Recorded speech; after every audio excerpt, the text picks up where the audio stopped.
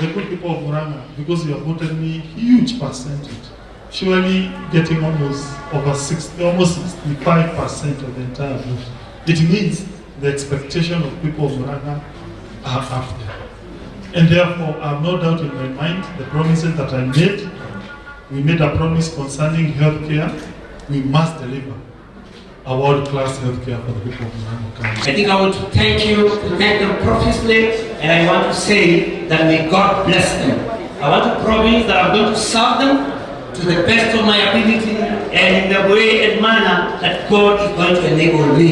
If I was unopposed, I would not have known the importance of garnering 68% of Murang'a County voters. I want to congratulate them. May the Lord plant their feet on a higher ground. I want to congratulate them for having come out strong, provide. I want to tell them that they are victors, and I want to tell them that my prayer is God will give them the courage and the comfort to accept the results and to move on with life.